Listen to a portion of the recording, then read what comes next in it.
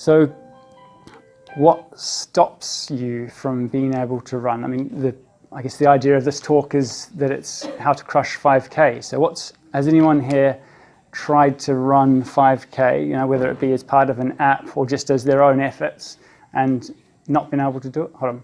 Has anyone actually tried to run 5K, build up to running 5K non-stop? I'm seeing shakes of the head, I'm not seeing hands, but yeah, okay, it's good, nice that you've admitted it. And what stopped you in the past from achieving, like a non-stop 5K run? Can you think of what stops you? Yep. So what does that do to you when you run too fast? Can't breathe. Get exhausted, yeah. You can't breathe, someone said. Stamina, yeah, exactly. So 5K is actually quite a long way, isn't it? Anything else? It's almost like fear of overdoing it? Yeah. Yeah. I mean, if you're running on your own, that's yep. what I find. So. Yeah. Absolutely. I mean, it's very easy to put your body into a state which is almost instinctively like danger, like, oh my God, my lungs are going crazy and it hurts. And I actually think that I could be putting myself in danger here. I mean, if you had a heart rate monitor on, you'd probably be like, oh my God, I'm 190 beats per minute, I should probably stop.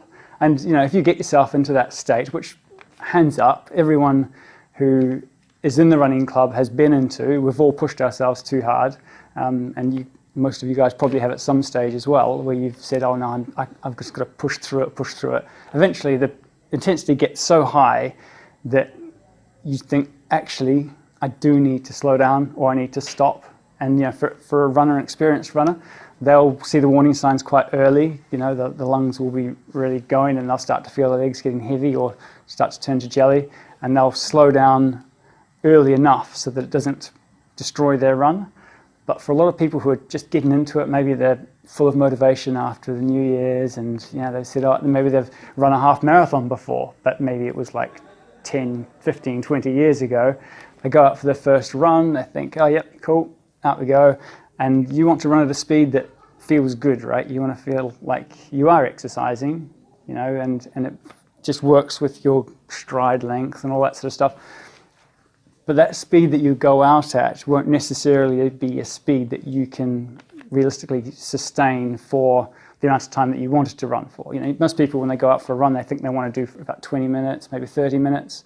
But if you feel like your heart is just beating out of your chest and you're starting to feel a bit sicky in your stomach within the first 10, 15 minutes, that's quite downheartening, isn't it? Like it's quite, it's a bit of a reality check. And that can just derail all efforts to learn to run, because you just think, I don't want to feel like that. I'm obviously just not meant for this, and that's where it can put a lot of people.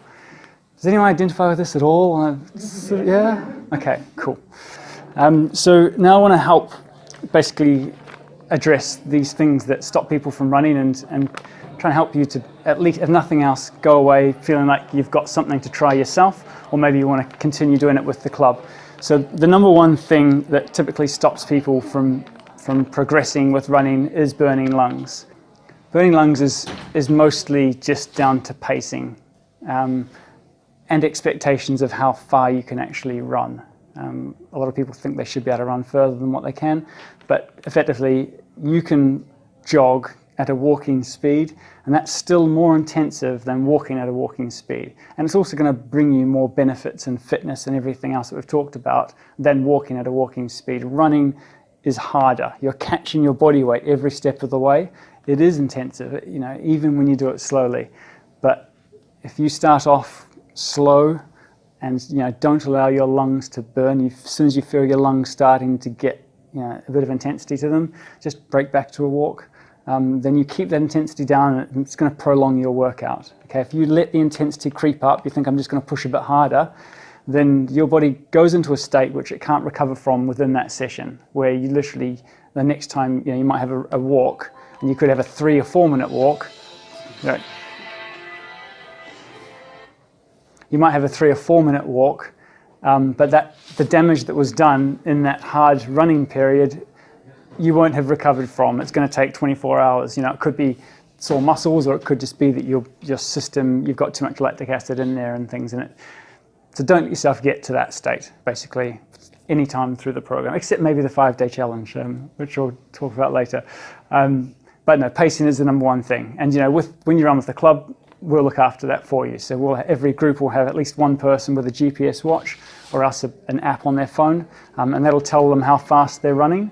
And before you are asked to do this by yourself, you'll have learned what speed you should be running at. And that's what you need to know, really. And that's what the NHS, practically any Couch to 5K app does not tell you, is how fast you should be running. And that's like the most important thing to stop your lungs from going crazy. It's the number one reason people fail the Couch to 5K. And there's thousands and thousands of people failing the Couch to 5K all over the world because they're just not told how to pace themselves. They've got someone, a motivational celebrity in their ear saying, yeah, you're doing great, but that doesn't help you logistically figure out what speed you should be running at.